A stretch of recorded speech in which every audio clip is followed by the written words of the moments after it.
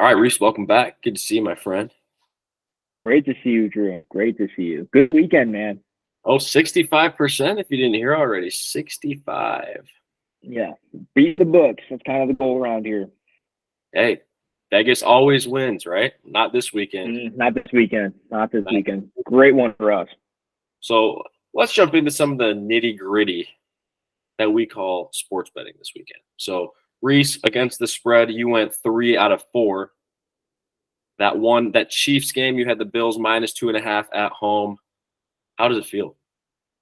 You know, I hate to say it, but that was the one I was actually the most confident in going into the weekend. The Chiefs' offense has been really lackluster throughout the entire year. Nicole Hardman kept the trend going, but Marquez MVS played a great game.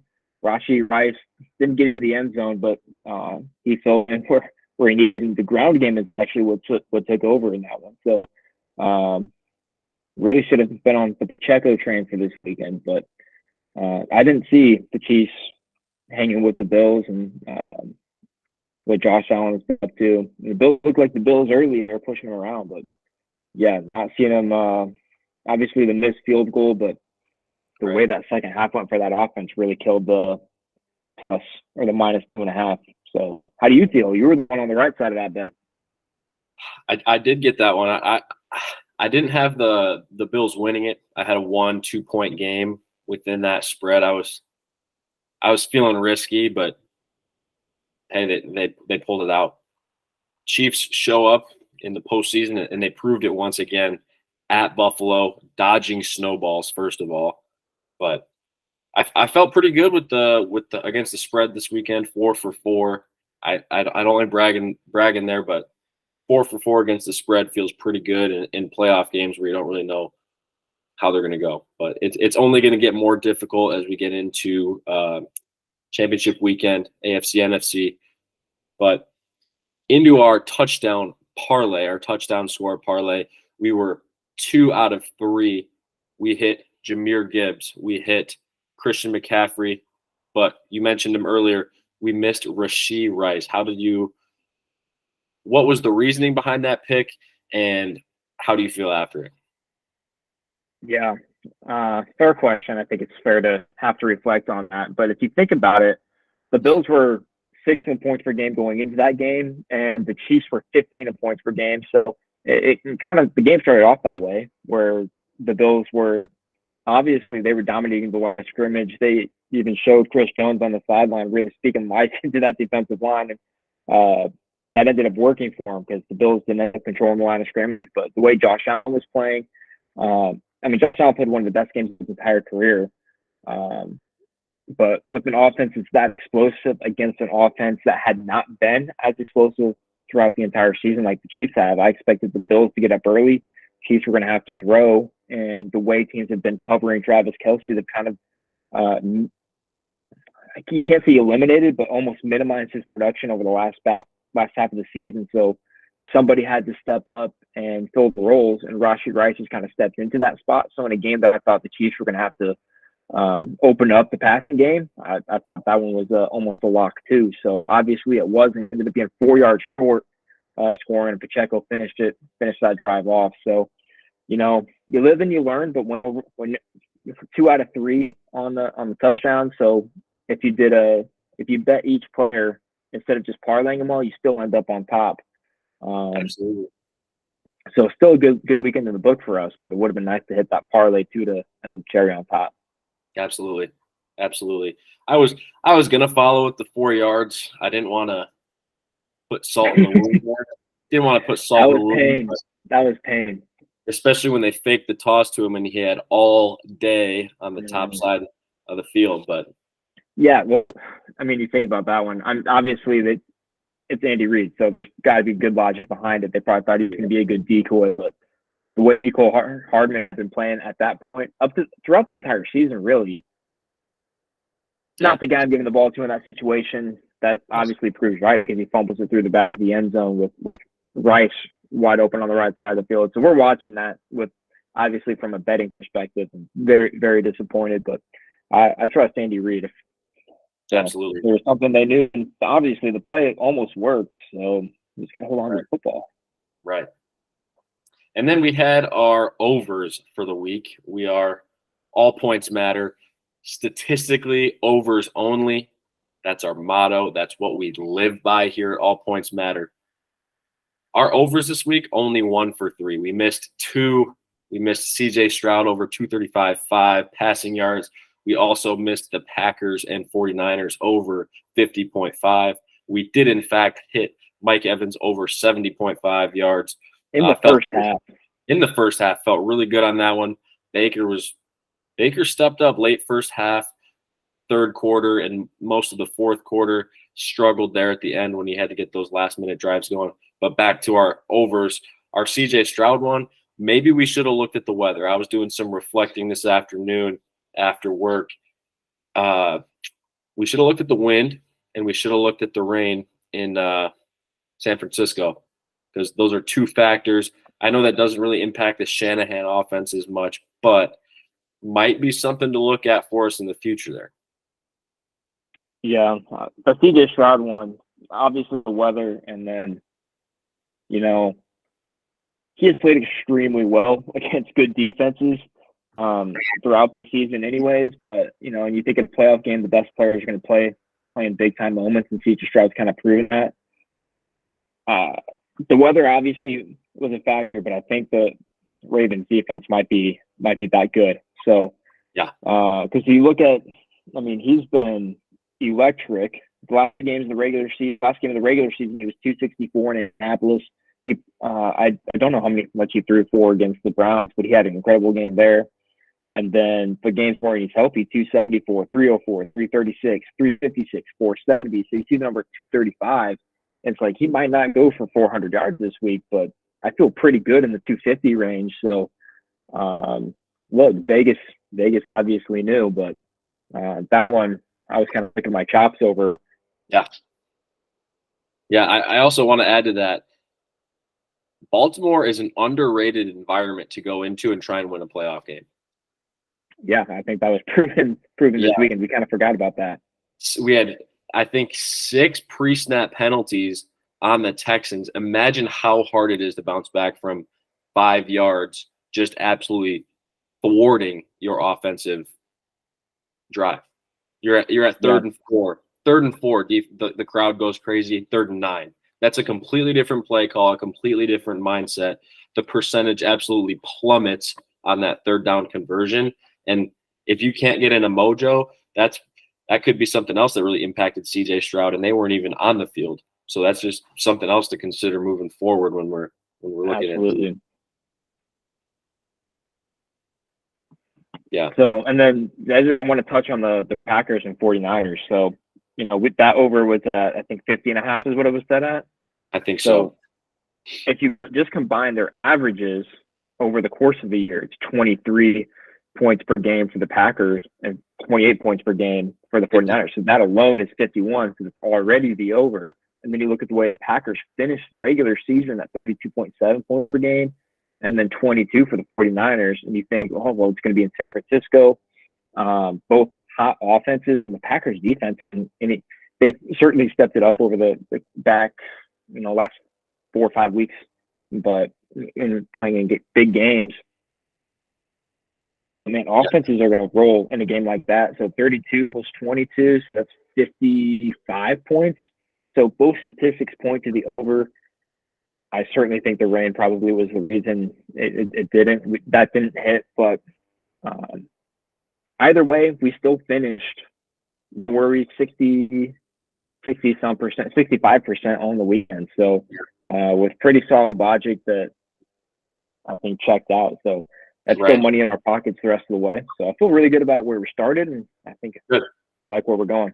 Yeah, and I know we're going to hit on these games later, diving into more depth how we felt about the game overall. But if we think about it, this is Brock Purdy's sophomore year.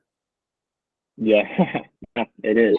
If you think about it in college terms, a sophomore quarterback, you don't see standout sophomore quarterbacks that often. So if he's getting better, if he's working on his arm strength, I think he can see and read very well. He had a couple bad reads in the game on Sunday, but he's in his sophomore year.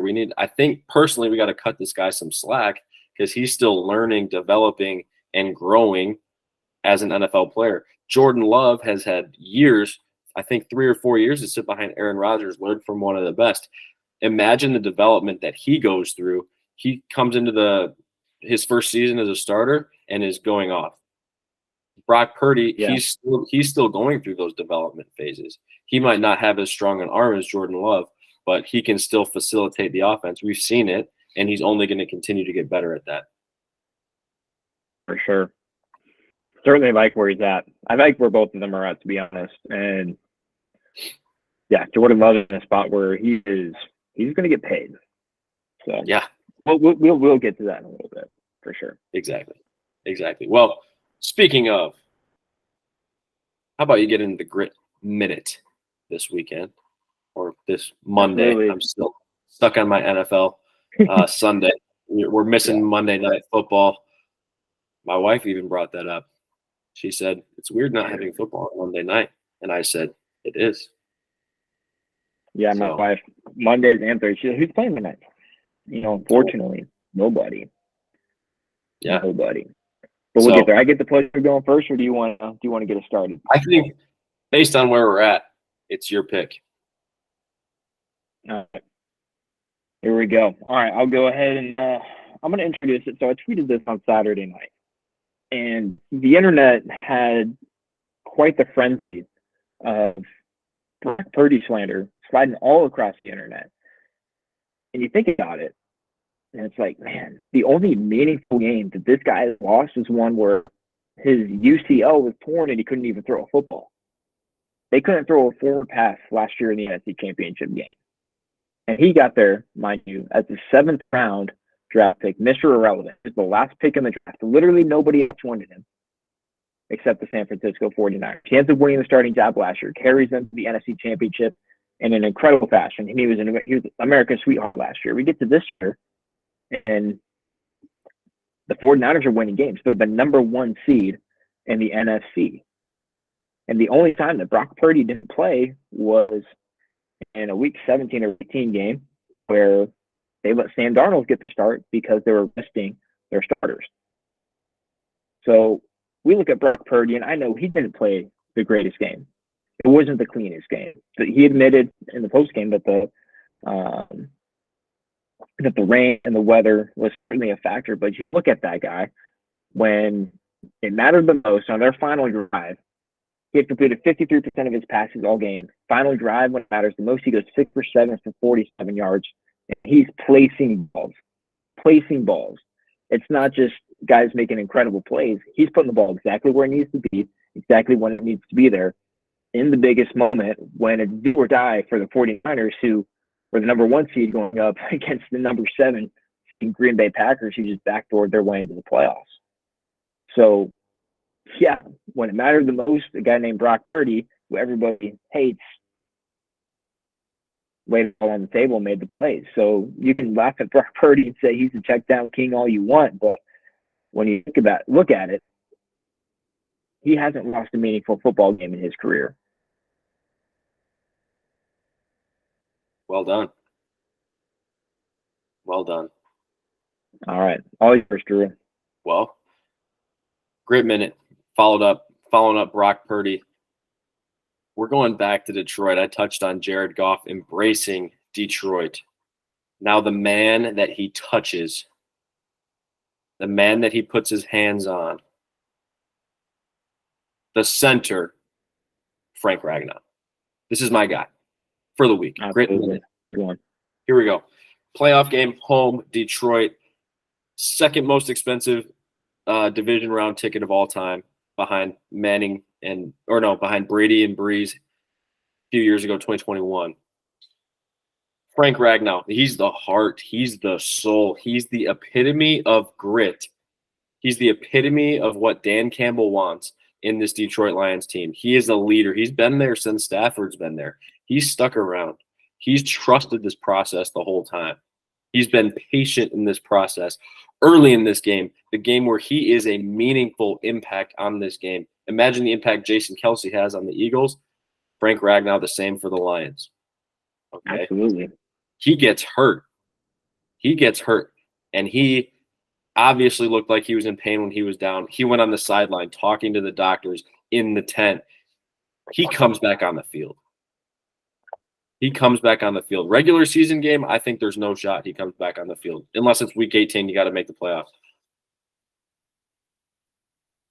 He wholeheartedly is the epitome of grit because he played the rest of the game in tons of pain, beyond probably what we can comprehend right now. But he did it for Jared. He did it for Dan Campbell. He did it for the city of Detroit because he felt like he had to.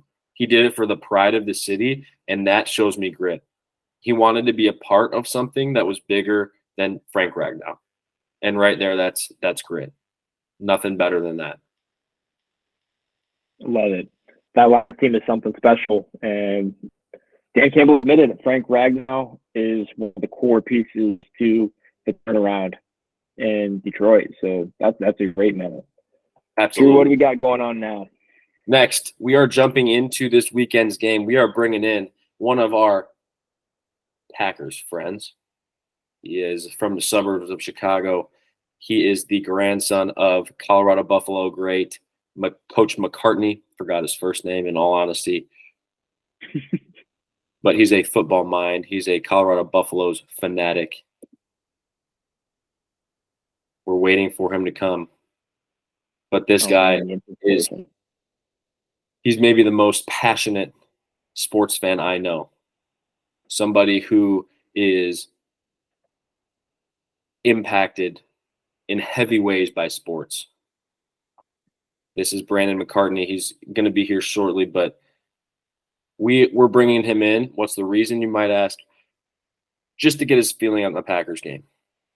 All right. We want our viewers to see the true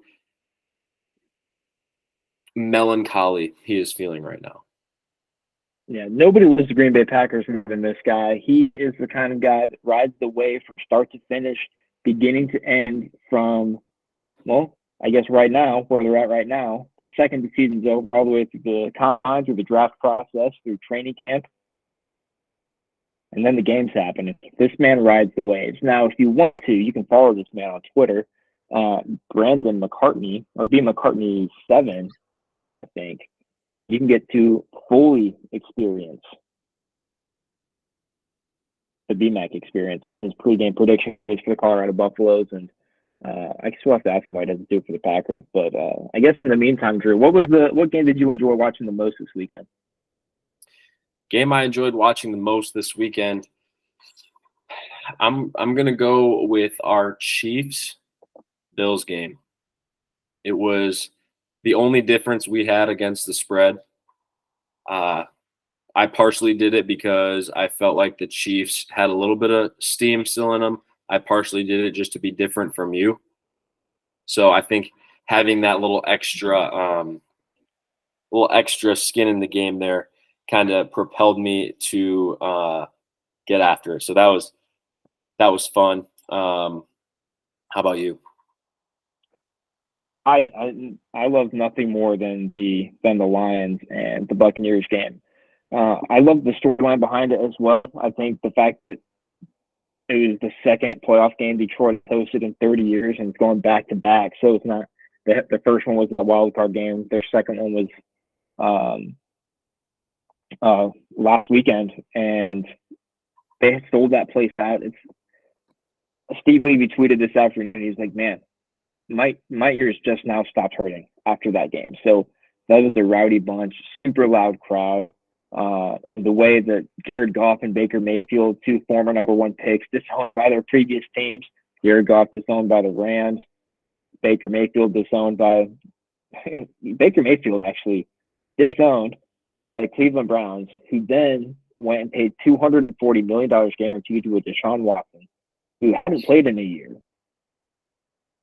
Yeah, getting disowned by that, and then seeing the crumble of Cleveland this season. Obviously, they were saved by Joe Flacco, but Deshaun Watson, people were deciding whether or not, or trying to figure out whether or not he even wanted to play because he didn't need to. He's already got the money guaranteed, so why risk getting hurt, right? If he doesn't love the game, it doesn't matter. So that whole story, and then CJ champing or the chatter this throughout the week, and those two going back and forth. And Jared Goff, every time the Bucks made him answer, Jared Goff came. Or they just continued to answer after each other. So the fact that that ended up being a shootout, both quarterbacks playing incredible football. Obviously, Derek Barnes making that pick at the end, his first career interception in his third year, and the biggest moment to send the Lions to Santa Clara next week to play the 49ers. Man, that was an incredible storyline. It was an incredible game. You can't not like the Lions. It's hard to not like. I guess unless you're a 49ers fan. Yeah, makes sense. But yeah. Beside the point, you brought up Twitter earlier for Brandon. I just want to plug our Twitter real quick at All Points Matter Pod on Twitter. Also catch myself at APM Drew and catch Reese at APM Reese. You'll see our picks for the week. You'll see our takes on things. So they're going to be out of the ordinary. We've got some interesting noggins up here. They might be similar to some, but they'll be different. They'll be different. For sure. Drew, we got some breaking news. Are we still waiting on BMAC? What was that? Are we still waiting on BMAC? We are still waiting on BMAC. The email he sent apparently. What? We got some breaking news. Titans have officially hired Brian Callahan as their next head coach. Oh, I just got. He's the offensive coordinator for the Cincinnati Bengals. Now he is being named the head coach for the Tennessee Titans, and it just continues the trend of what's hot right now. So the Sean McVay, the McVay and Shanahan system, obviously they worked together way back when, all with the at that point the Washington Redskins. Now that tree is kind of dispersed all throughout the league with Mike McDaniel and Matt Floor, Bobby Slowick. So all of these guys in that tree have now dispersed. So, and they named that system as a very quarterback-friendly system. So you think about it, Joe Burrow goes down and Jake Browning comes in, and they don't lose much that entire time. So you look at a guy they want a quarterback-friendly system. They've got Malik Willis and Will Levis, who they've brought in over the last 2 years in the draft, trying to really solidify that franchise quarterback. So they're going to bring in a system. I'm guessing they're going to want him to call plays, which is fascinating because he actually wasn't even a full-time play caller with the Bengals. Zach Taylor's kind of always had that responsibility. So maybe I'm missing something, and he gave that up at some point. But the fact that we're continuing this cycle of we want a quarterback-friendly organization. We want a quarterback-friendly offense.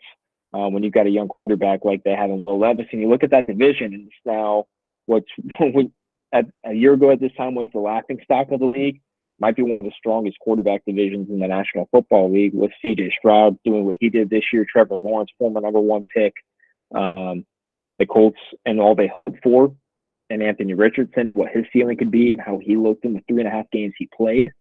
And Will Levis didn't look too bad last year. So obviously they don't have a whole lot of offensive firepower with an aging Derrick Henry, aging DeAndre Hopkins. Neither of them are likely to be on that roster this year, so they need everything they can from a systematic standpoint, a scheme standpoint, to get Will Levis comfortable. They hope they found the right guy.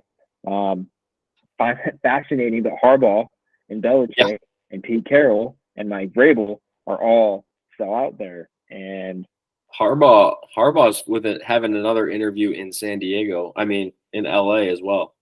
Yeah, I saw that this morning as well. So hopefully something can get figured out there. Yeah, he's had 2 teams where he's had second interviews. So yeah, I think he would also say he's the front runner in Los Angeles, and it's kind of been the way that it's been trending this entire time. Obviously, he was back in. I think he's going to Atlanta tomorrow. Actually, so he was with Los Angeles today. I think he's with Atlanta on Tuesday. Could be wrong. Okay, so a third interview with Atlanta. I think this is the second. Could be wrong. Okay. Okay. Yeah, I could see that. So we just touched there on some of the coaching updates this week. Out of our 8 teams that played, who do you think was the most influential coach this week, or your coach of the week? It's hard to I don't want to. I'm not going to take the easy way out. So I think the easy way out is Dan Campbell and just everything that he's instilling in that program. I think I'm going to take Kansas City. I think Andy Reid. This is by far the worst Chiefs team we have seen because you think about the Chiefs. We talked about this on Saturday's episode. You think about the Chiefs. You think about Patrick Mahomes. He's going to throw for 400 yards. They're going to do all these tricky gadget plays. They're going to be smarter than you. They're going to out scheme you. They're going to run in formations you've never seen before. They're going to get their best players the ball in a way that you haven't seen them get the ball, so you can't prepare for it. That's kind of how Andy Reid has always been. This is not a pass-happy Kansas City Chiefs team. Right. This is not the Chiefs team from even last year. Defense. I think Juju Smith-Schuster is a guy that's deeply missed by the Chiefs, and no one would have thought we would be saying that where we are right now, but here we are. Reese, and yeah, you mentioned it. What's that? Defense wins championships. I think so. I think to an extent, absolutely. Now, your offense is going to have to be able to score points. We're going to see the number one defense against, I don't know. I think a middle of the road offense. Ravens are a top five. The Ravens are a top five offense. Absolutely. Chiefs are middle of the road. Offense, number one defense, or number one defense, number three offense, and then the Chiefs, middle of the road offense with 15 points per game, and the number two defense in the league. So two great defenses going up against each other this weekend. Look at. Oh goodness! I'm here. Here we go. All right. So this is the man, the myth, the legend, All-American ball boy, son of a Hall of Fame, the greatest coach. Yeah, even better than Deion Sanders of the Colorado Buffaloes. Live or die Green Bay Packers fan. This man rides the wave with every game. He was sending me – it was a roller coaster of text throughout the game on Saturday, and I was not even able to watch it because I was at a school play watching our great students perform. So I was feeling the game out through his texts, unable to respond. Man that rode the wave all night. All season. Brandon McCartney. B-Mac. Well, yeah, definitely all season. How are you feeling, dude? I'm feeling overwhelmed with Coach Prime in this meeting. What's up, Coach Prime? How you doing? Well, Brandon, I know you had disappointment with your Buffaloes this year. They kind of let you down second half of the year. Everybody was on them early. It seemed to be the opposite there for your Packers. Everybody was off the train early. But at the end of the season, people were coming around, jumping on this Packers bandwagon real quick. Packers season ended really quickly, really harshly this weekend. Where are you at with that? Well, right now we're feeling good because I think the reason why we had a slow start to the season was because we're such a young team, and it took a while for that mold to kind of gel together. And with 7 young wide receivers, 2 young tight ends, Aaron Jones being hurt didn't help throughout the season until he got back towards the end being healthy. He had 100 yards and 100+ yards in the last 5 games, so that really sparked the offense there and really pushed us to the playoffs. Plus, we have a few young playmakers on the defense. I mean, I don't know where Rashawn Gary was the other night. He wasn't able to make plays, so Go Blue. All around, I'm really excited for the future. So that's where I'm at right now. Okay, coming off of that, we've talked about personnel. We've talked about having a young team. We've mentioned how the Packers have lost. Packers aside, how does B-Mac feel right now? Feel about what? The Packers? Yeah. We're feeling pretty good. I mean, nobody expected us to be in the playoffs. Nobody expected us to beat the Cowboys. Nobody expected us to give the 49ers a game, so we're feeling pretty good. Even after there's no way. Go ahead. Going into the season, was there any realistic thought about going as far as you guys did? I probably thought that we would be a rebuilding team. I didn't think that we would win 10 games or maybe even 7 games with the young offense that we had. Like I said earlier, it usually takes time to gel an offense with when all your playmakers are in their second year or rookies. So that I guess what I'm trying to say is I really didn't have any realistic expectations. We were playing with house money the whole year, so that's where my head was at. So, All right, quoting Greg Olson there, I think. yeah, Hey, house money. that's what you got to do. But I know your season's over. We got 4 teams left. One of your NFC North competitors is still in it. How far are they going? Well, I hope they won the Super Bowl because I'm not rooting for the 49ers, but That's fair. That's if fair. if Debo plays, they lose. If Debo plays, or if Debo doesn't play, the Lions are going to the Super Bowl. Okay. But I think that Baltimore is going to win the Super Bowl. All right, Reese. All right. That's pretty impressive, B-Mac. I've got a couple more Packers questions for you. So, Jordan Love, it was reported after the game on Saturday night that he's going to become one of the league's highest paid quarterbacks. It's really difficult to kind of justify that kind of money for a guy that's only played 1 year, at least in my opinion. But at the same time, the way, if you watch the back half of the season, he played incredibly well. He finished the season with 9th in total PBR rating, so I think that's probably going to be something that his agent brings to the table and say, hey, this is what we did in year 1. What do you think the next 4 years? Because, I would be interested to hear your thoughts, but you're at a point where he's a guy that's going to be signing a new contract. You can't base it off of what he's done because it's only 1 year, and you're giving, 3 to 5 year deal. You're partially going to be paying a guy like him for the years coming, right? What you expect from a guy like him. So, from a guy who's watched every game this year, are you comfortable giving a guy that kind of money? And I don't know, just what are your thoughts with that situation? Well, I don't feel comfortable making him the highest paid yet because here's the thing. I don't think that when teams played us, they didn't really know what they were getting at because we're such a young team. And I don't think that they knew how good our wide receivers were in considering that they are rookies and second year players. So I think that was a huge advantage for Love. I don't know how. I think we should wait until maybe year 3 or 4 of him starting to make him the highest paid player because for that reason and just to see how good these teams are when teams know how good we are, if that makes sense. Yeah. Now, he has 1 more year left on that contract, right? Because this is, Yeah, I assume they picked up his 5th year option. So, they will. Yeah, you got to hold maybe the bye week next year to kind of figure that out.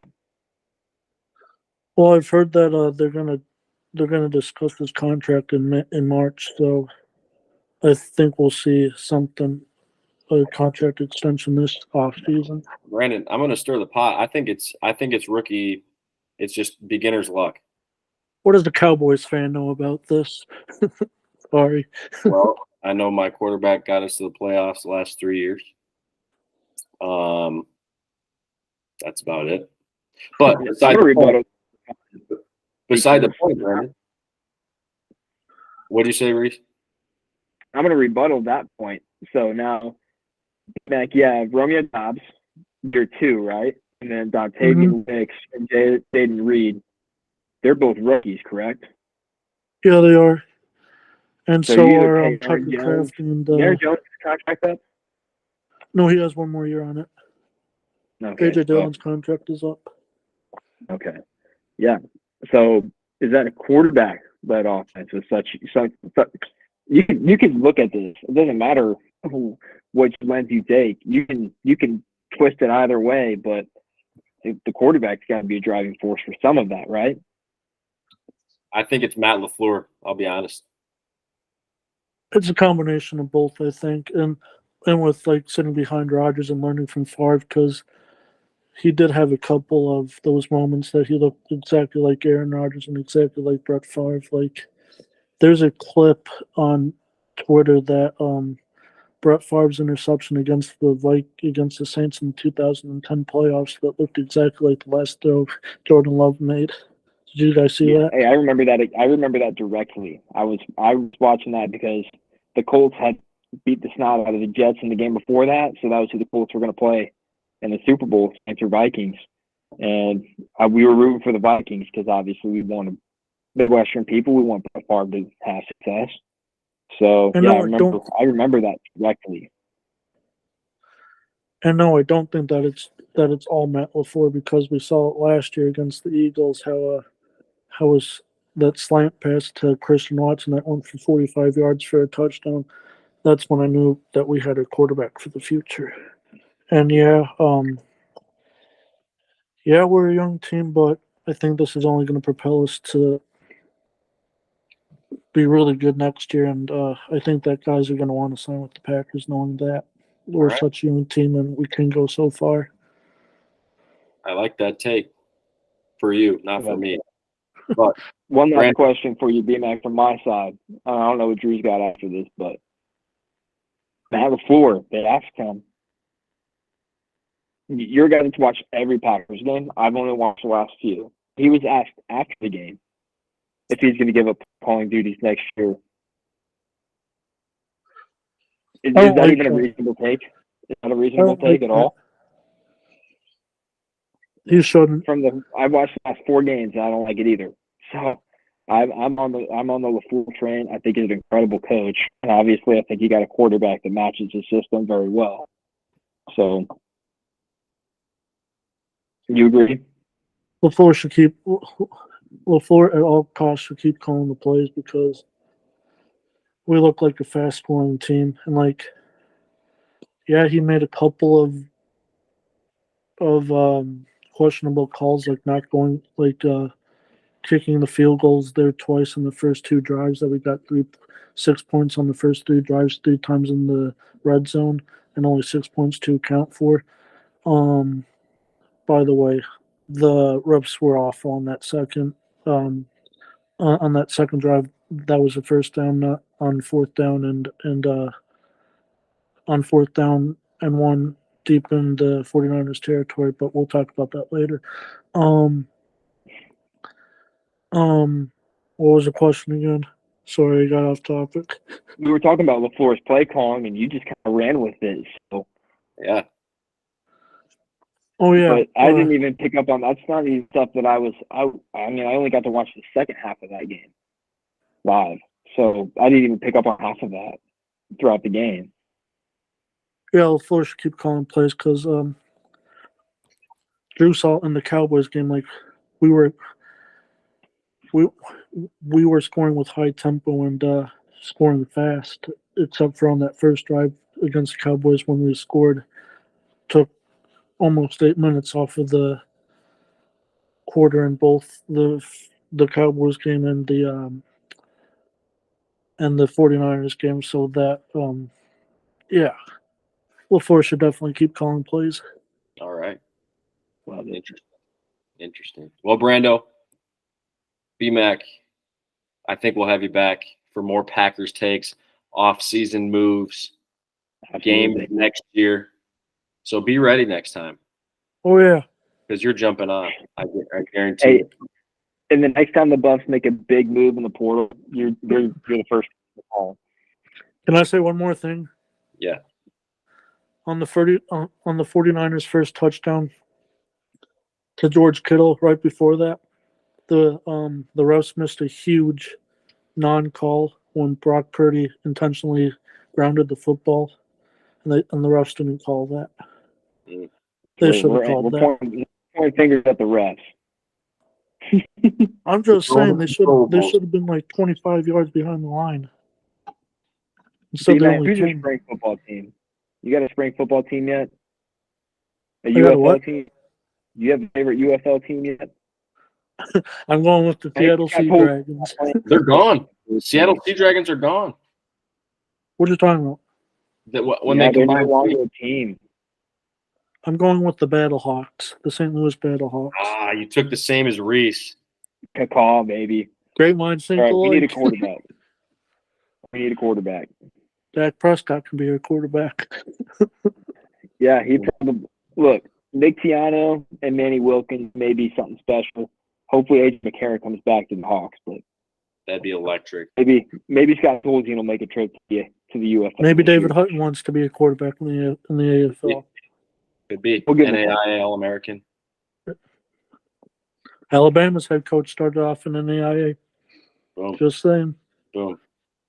Well, Brandon, great having you on. We'll have you back as always. We appreciate your opinion as much as it may hurt. We hope you have a good rest of your night, man. Thanks for having me. You guys take care. Hey, Brandon. D-Mac, you rock. All right, man. You can't get Packer steaks like that anywhere. You can't. We are incredibly fortunate to have that kind of access. Oh, we are quite fortunate to have BMAC in our lives. I think as we get to know him a little more, as he gets more comfortable on All Points Matter, you'll start to see the energy flowing from Brandon. Yeah, we didn't get any raw energy, but I'm sure we'll get some here at some point. And I'm sure here soon, once we start to see Colorado Buffaloes back in the mix and the Packers back in the mix, check out his Twitter. You will see raw, pure emotion, sober emotion. It's unbelievable. Nothing like it. We're thankful to have him here on the show. So, Reese, we've talked a little bit about these games. We've talked a decent amount of our Lions-Bucks games and our Chiefs-Bills game. Ravens-Texans, overall, I thought this was a game. I thought it'd be a little closer, in all honesty, especially with our CJ Stroud over. I think that the Baltimore defense really just said, we're good. Stop us stopping you. And CJ couldn't get past that defense. Really put a little damper on the Texans. But overall, after the game, CJ said that he was just blessed. They were thankful to get to this point and excited about it. Another young team. I know Brandon mentioned that earlier. Another young team that has potential in that AFC South. A lot of young talent in the AFC South, young quarterbacks that have gone high in the draft year after year. 2 number 1 picks, Anthony Richardson, first-round pick. We've got a lot of talent in the AFC South. But Ravens-Texans, how'd you feel? You know, I think the game did go exactly as I had anticipated. I thought it would be close to start. I thought the Texans would have a little bit more offensive production, but scoring standpoint, obviously, I was on the side of the Ravens -9.5. So I thought they were going to run away with it at some point, and clearly after halftime, it was all the Ravens. The Texans really didn't have much of a shot, and they were all over the place. That entire first quarter was dominated outside of the extended play between Singletary and Stroud. I mean, the Ravens offense wasn't super explosive to start, but that defense, I mean, when you come out in the game, D'Amico Ryans, they won the coin toss and elected to receive. When you like to receive and you're saying, I'm going to control the game, I'm going to score first, and we'll play with the lead this entire time, a 3 and out to start the drive or to start the game. That is one of the ultimate, like, momentum shifters. And it's like, oh, yeah, I thought you were going to beat us. No, you're not. 3 and out, that really set the tone for the entire game, I think. So, and then the MVP, Lamar Jackson. Voting takes place at the end of the regular season, so this game doesn't even factor into the voting, which I think is ridiculous because when the games are the biggest, he's the first quarterback ever, I'm pretty sure, to go 100 rushing yards, 100 passing yards, and what was it, 2 touchdowns each. I mean, he was unbelievable. Unbelievable. And you didn't even get extreme production from Zay Flowers. Odell Beckham only caught 1 ball, but he's a beast. He's incredibly impressive. Yeah, Lamar Jackson, 2 rushing and 2 passing touchdowns. So yeah, crazy. He took over the game. He did. I was just curious if you saw this one. I was looking at it. I saw this on Twitter too, on my different coaches' Twitters. They run that quarterback power, the play action quarterback power, where they have the pop pull from that tackle out to get the DBs. I thought that play was incredibly well designed. You've got big old left tackle out in front of you. Lamar Jackson. Ronnie Stanley in the open field is unbelievable. Yes, exactly. Yeah, and that's this. They went into this game, and it's kind of been Todd Monken's MO when he was at Georgia with Stetson Bennett. You know, I think he posted this somewhere. I read it somewhere, and I know it's from Todd Monken, but one of the number one pieces of an offense, of his offensive system, is you have to have a quarterback that's able to be mobile and be athletic, and he needs to be able to make extended plays. Mark does that, and then not only that, they're designing the offense through Lamar Jackson, which I think is one of Lamar Jackson's biggest hindrance. I mean, he's already won an MVP, but it's one of the biggest things that have been holding him back in the past is, no, Lamar, we want you to be a pocket passer. You're a freak athlete, but we want you to win the game with Lamar. Not going to throw that out the door. And that's why Lamar is having one of the best seasons we've ever seen from a quarterback. So, and they're doing it in the playoffs, doing both them and the Bills kind of took the same thing. We're going to win this game through our quarterback.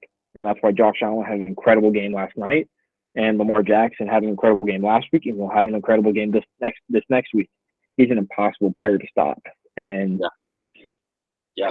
It's been impressive because the other playmakers on that offense, I don't want to say they were non-factors, but they weren't the reason the Ravens won the game. They were strictly accent pieces, and it was beautiful to watch. Right. So the Ravens are going to play the Chiefs in the AFC Championship, Chiefs, Bills, and then we'll move on to some of our other stuff because we've hit the Lions and 49ers game pretty heavily. But here, Chiefs, Bills, Josh Allen obviously distraught after the game.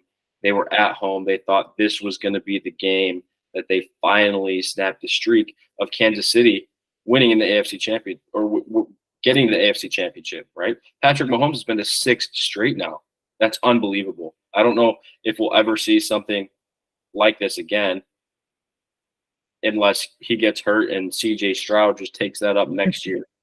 Like, it's absolutely ridiculous to me that he consistently gets this deep in the playoffs and has an opportunity to get to the Super Bowl. Every year playing regular season's 18 weeks plus preseason and postseason. You're playing a lot of football. You got to be disciplined, keep your body healthy. But Josh Allen obviously should be distraught. He played, I thought, a heck of a game. 2 rushing touchdowns, did well otherwise, threw the ball well. He put that one ball in the stratosphere, as Greg Olson was saying, or Tony Romo, I don't remember. I think Tony Romo. He put that one in the stratosphere right through Stephon Diggs' hands down the field. That could have been an absolute game changer. But if you're a Bills fan, Reese, how do you feel? I mean, I think I'm on backtrack, actually. So, with this, growing up in Indiana, I grew up a Colts fan. So, we were baptized by Peyton Manning, Adrian James, Dallas Clark, Marvin Harrison, Reggie Wayne, those guys. And you keep going down the list with the Hall of Famers.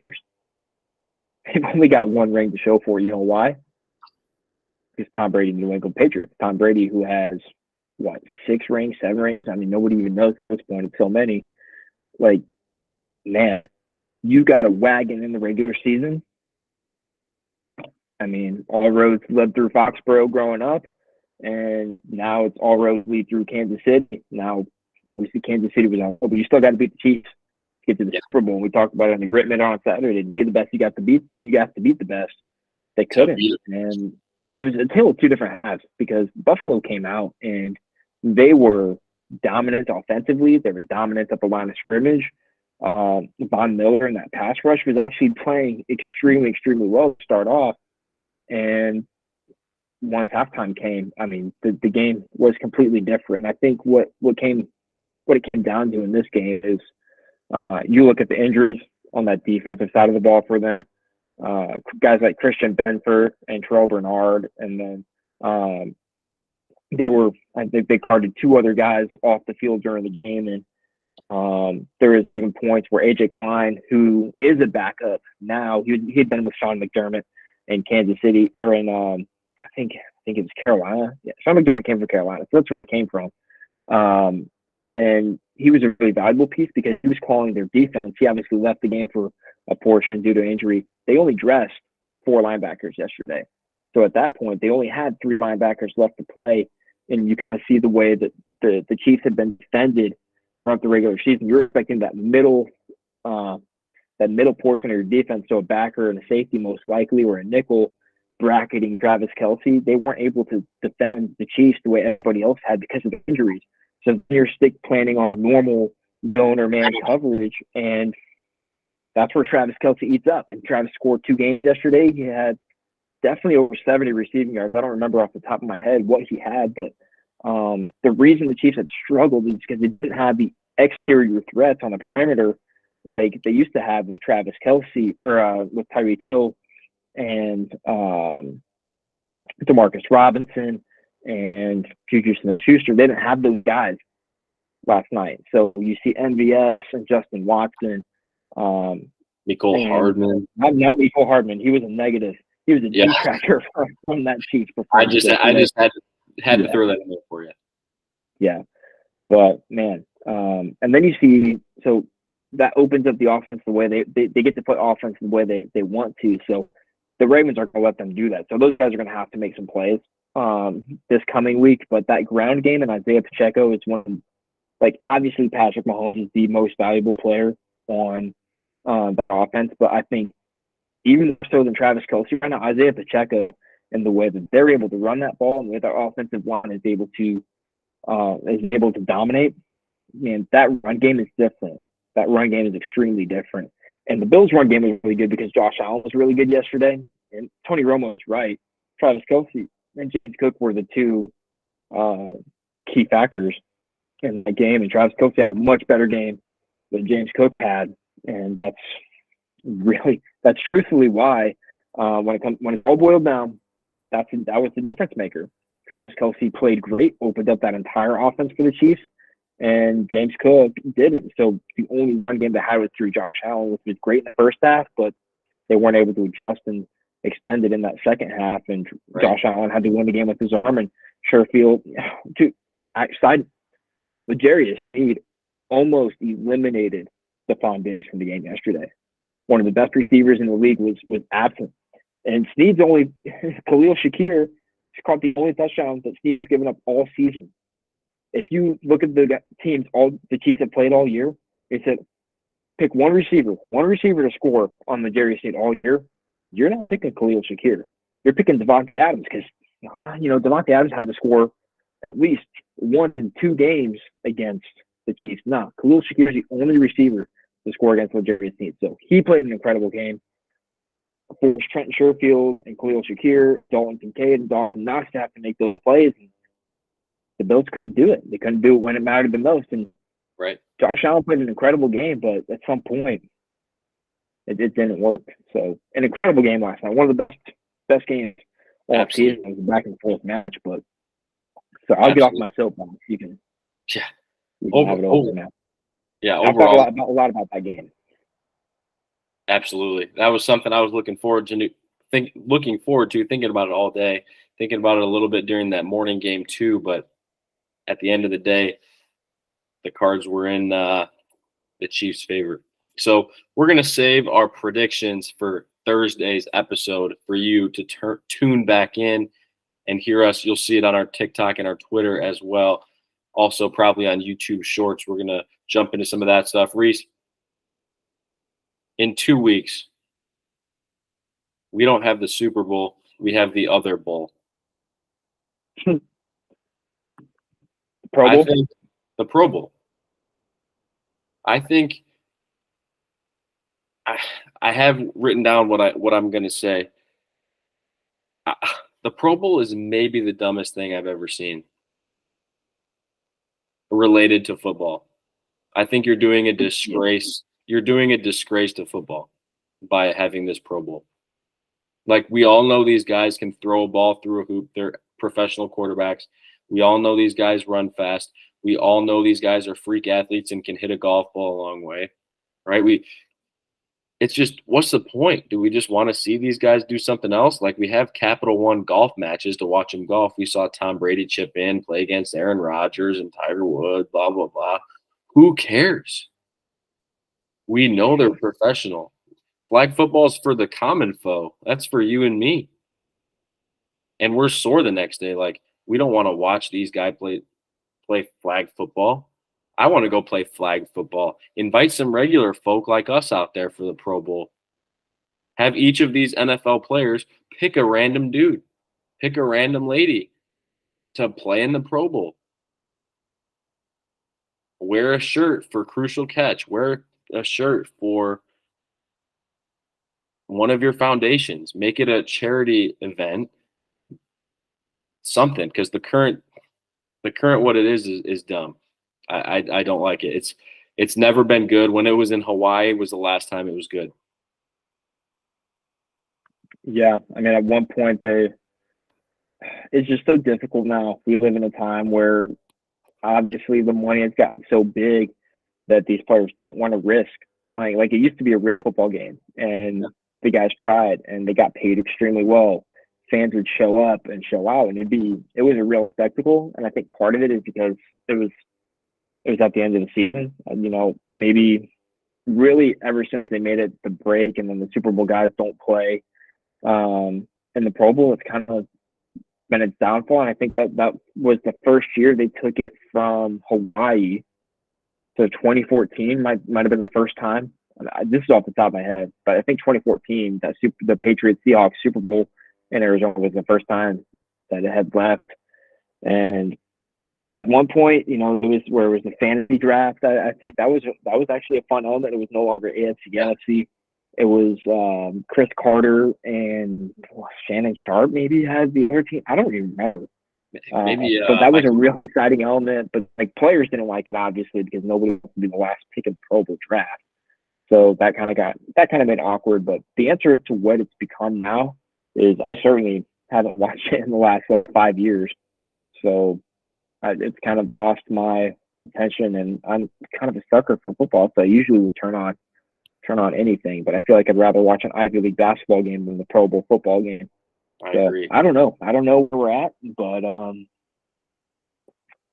there's really no way to fix it because the players don't want to do anything because they don't want to get hurt, and you can't fault them for that. Right, you're not going to risk a huge contract on a Pro Bowl football game. That just doesn't feel worth it. I see where they're coming from, but for the viewer, I think it's dumb, personally. Yeah, I mean, it's something they feel like they've obviously got to do. And I think it's more of a fan spectacle to this point. It's like, hey, let's celebrate football while we're here. But yeah, I think that the fact that they're doing it in Orlando, it's like, do it where the Super Bowl is at least, where like Pro Bowl should be because it's the Sunday before the Super Bowl, it should be the kickoff before Super Bowl week, and then you go into Super Bowl Monday and then Media Day on Tuesday, which are massive days on the NFL Network. They celebrate those days. The teams fly in. It's kind of a big deal. So it is what it is. It's a crappy flag football game, but I don't know how to fix it. I'm sure somebody's got a genius idea, but we'll see how it goes. When it comes down to it, especially if you have 1 year left on your contract or you're a Pro Bowl player entering free agency, you want nothing to do with that game because you can't afford being injured. And that's kind of what it boils down to, because now the sixth, you had your top four Pro Bowl receivers, but none of those guys wanted to play. So then the next four, two of those also opted not to play. So then you've got middle of the pack players that sure had a good season, but then that's where we've lost. The Pro Bowl used to be a big deal. Right. Man, you played in 3 Pro Bowls, you were a dog. And now it's, well, the fans voted for you 3 years in a row. Yeah. I love Tua, but he's a multi-time Pro Bowl quarterback. And when you look at the quarterbacks as a whole, I mean, he's not Patrick Mahomes. He's not Josh Allen. He's not Lamar Jackson. Those should be your 3 Pro Bowl quarterbacks. For sure. And Joe Burrow, obviously not this year, but from a holistic perspective, I mean, you're losing the esteem of it, and Pro Bowls still mean nothing.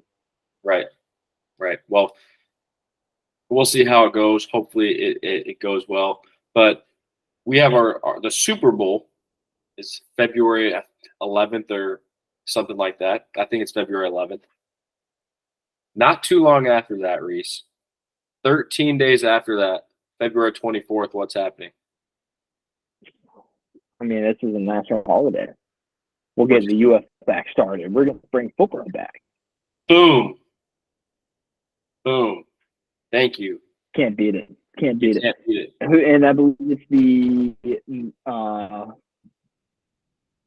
Renegades and the Birmingham Stallions kicking us off. That's March 30th. Players report February 24th.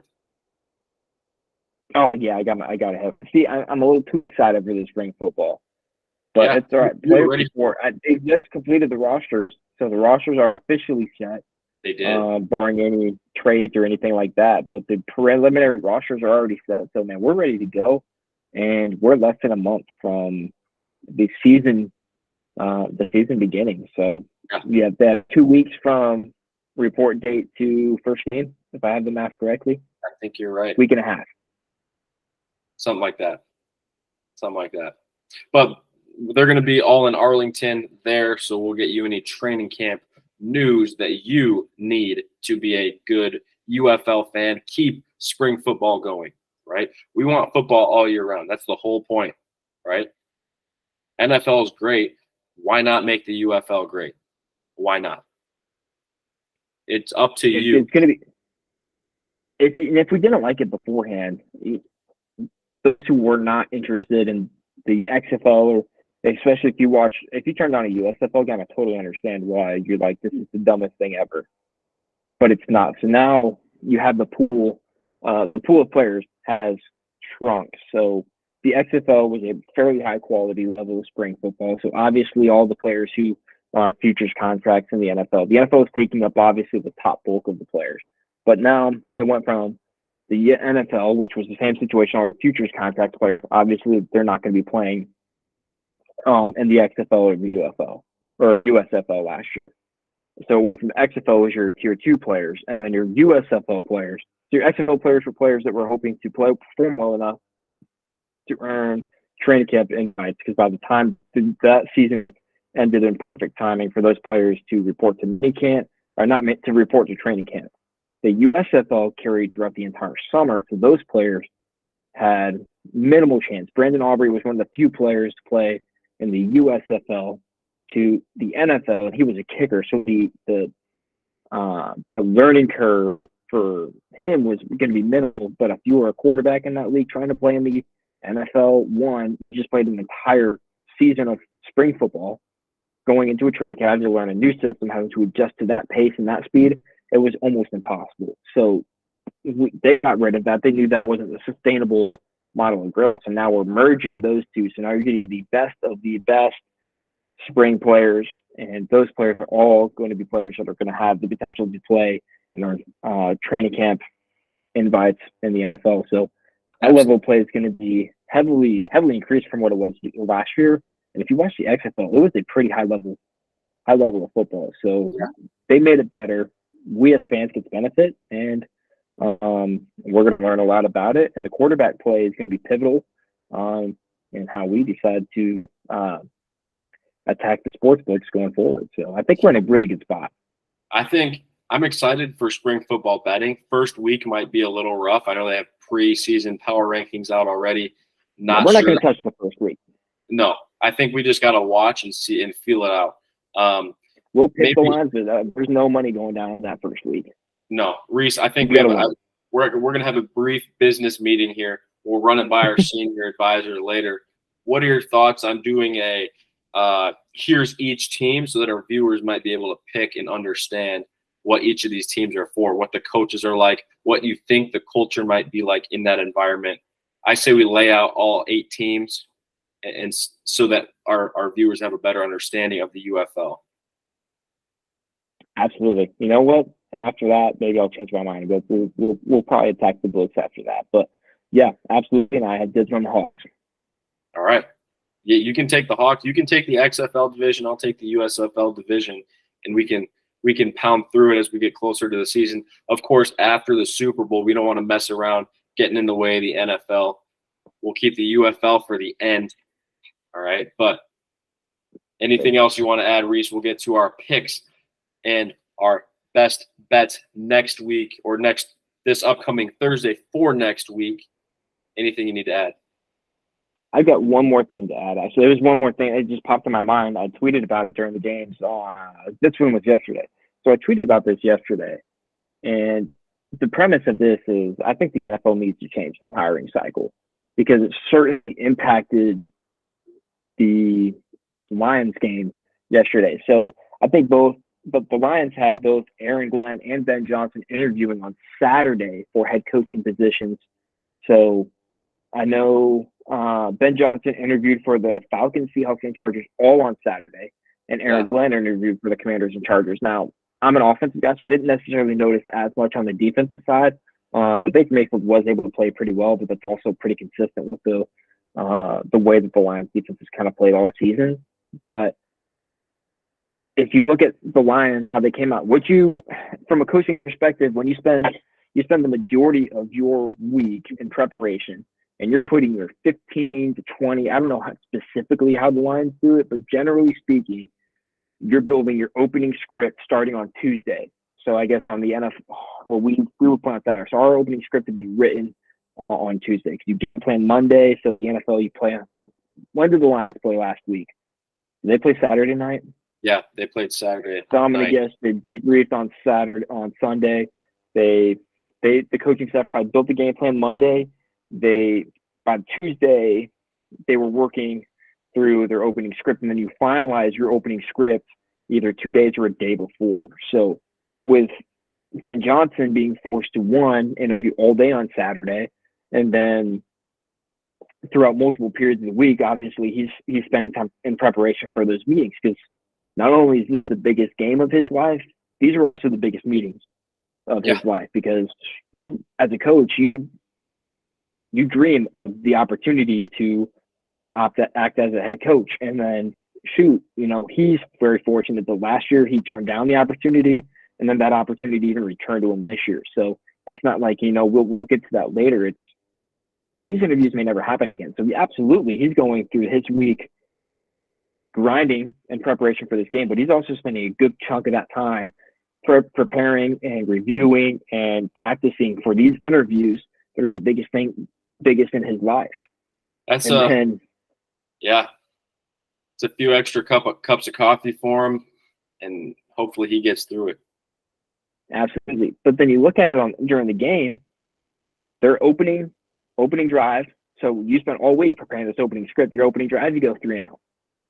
And the opening drive of your second half, you go 3-and-out. And those are specific periods that you specifically plan for throughout the week. You plan your best plays for the opening drive, and then you have at least, you may not use them, but you at least have the first drive and the second half scripted out as well.